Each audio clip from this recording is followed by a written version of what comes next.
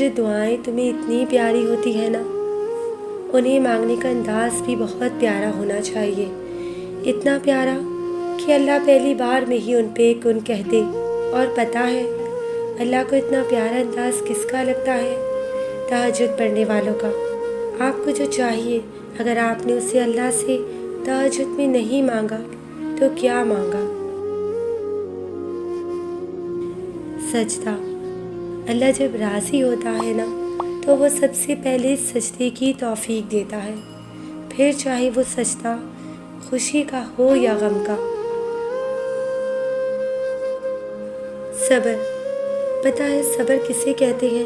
جب آپ زندگی کے اس مقام پر ہوں کہ آپ کو زوروں سے رو رو کر اپنی تکلیف کا اظہار کرنے کا دل کرے، لیکن اس کے بجائے آپ اللہ کے فیصلے پر راضی ہو کر خاموشی سے وقت گزار لیں، اسے کہتے ہیں صبر۔ اگر آج میری کچھ دعائیں ادھوری نہیں رہتی تو شاید میرے پاس یہ سب نہ ہوتا جو آج ہے۔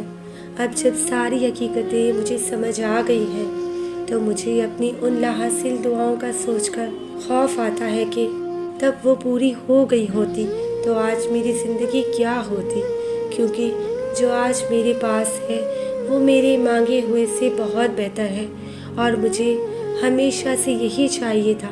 بس تب میں یہ بات جانتی نہیں تھی، مگر میرا اللہ جانتا تھا، اور اس نے مجھے وہی دیا جس کی مجھے سب سے زیادہ ضرورت تھی۔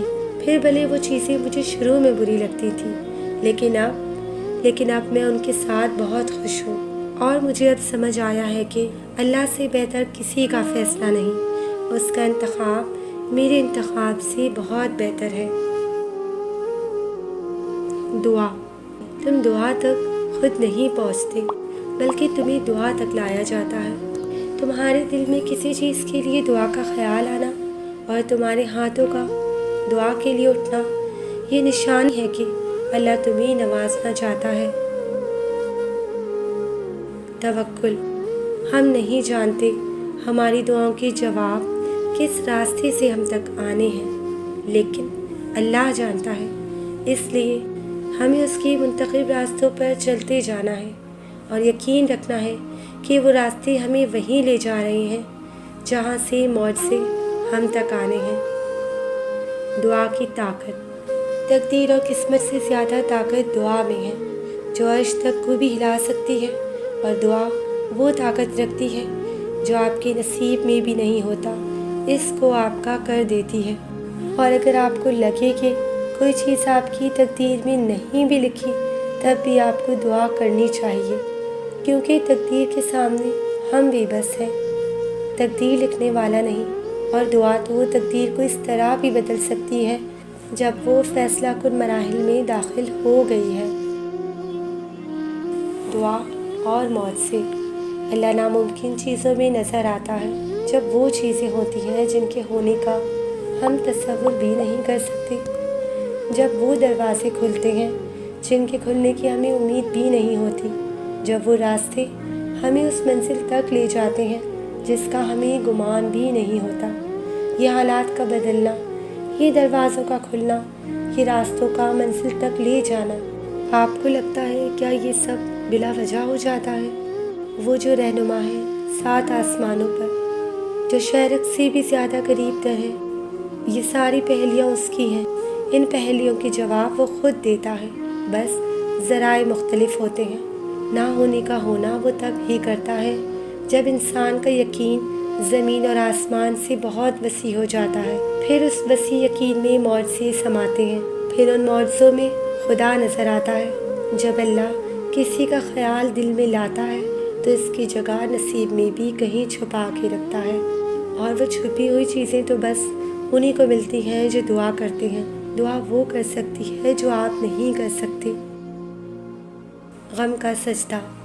کبھی کبھار تکلیف ایسی ملتی ہے، انسان تھک جاتا ہے کہ جائے نماز پر بھی کھڑے ہونے کی ہمت نہیں رہتی، پھر یوں ہی انسان سجدے میں گر جاتا ہے، نہ کوئی گلہ کرتا ہے، نہ کوئی شکوہ، نہ لڑتا ہے، اور نہ زبان سے کچھ کہہ بیاں کرتا ہے، بس دل ایک ہی بات کہہ رہا ہوتا ہے، یا اللہ اب میں بہت تھک گئی ہوں، بہت زیادہ۔ پھر طویل سجدہ ہوتا ہے، آنسوؤں کا سلسلہ رواں ہوتا ہے اور تھکاوٹ سے بھرا ہوا جسم ہوتا ہے۔ جو تھک کر گر جاتا ہے اسے پھر اللہ آغوش میں لے کر چپ کروا لیتے ہیں۔ نصیب، اس کے لیے کچھ بھی ناممکن نہیں۔ وہ لا حاصل سے ملوا سکتا ہے اور برے کو بہتر بنا سکتا ہے۔ ہماری سوچ وہاں تک نہیں جا سکتی جہاں سے وہ وسیلے نکال دیتا ہے۔ کسی کے کہنے یا نہ کہنے سے کوئی فرق نہیں پڑتا، بس اتنا یاد رکھو وہ پلک جھپکتے ہی نصیب بدل سکتا ہے۔ تنہائی اللہ رب العزت کے قریب کرتی ہے۔ لوگوں کے چھوڑ جانے سے گھبرایا نہ کرو۔ جب ساتھ کوئی نہ ہو تو دل خود رب کی طرف رجوع کرنے لگتا ہے۔ ہم خود ہی اپنی باتیں اللہ سے شیئر کرنے لگتے ہیں۔ وہ آنسو جو پورا دن روک کر رکھے ہوتے ہیں، رات کو رب کو کہانی سناتے ہوئے خود بخود بہنے لگتے ہیں۔ اس لیے خود کو تنہا محسوس نہ کیا کرو، اللہ ہے نا، وہی تمہاری تنہائی کا سکون بھی ہے۔ پتہ ہے اللہ کن سے محبت کرتا ہے؟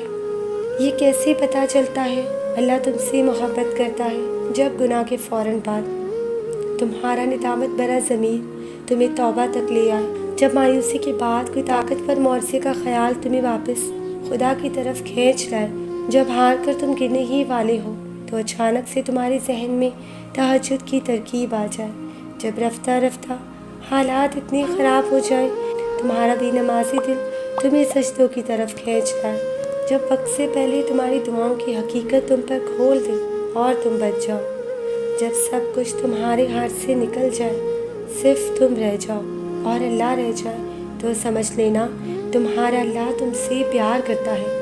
ہر وہ چیز، وہ انسان جو تمہیں گھما پھرا کر واپس اللہ کے پاس لے آئے، وہ اللہ کی محبت ہے۔ پھر بھلے ہی وہ چیز تمہیں ملے یا نہ ملے، کسی کا مل جانا بھی اللہ کی محبت ہے اور کسی کا کھو جانا بھی۔ آزمائش بھی نعمت ہے اور آسانیاں بھی۔ اللہ جسے جتنا آزماتا ہے وہ اس سے اتنی محبت کرتا ہے، کیونکہ وہ جس سے محبت کرتا ہے وہ انہیں ہمیشہ اپنے قریب رکھتا ہے۔ انشاءاللہ جو رات کے بعد صبح دیتا ہے، جو گرمی کے بعد ٹھنڈ دیتا ہے، وہی رب پریشانی کے بعد خوشیاں بھی دے گا انشاءاللہ۔ اللہم صلی علی محمد وعلی آل محمد واصحاب محمد اجمعین الی یوم الدین، آمین۔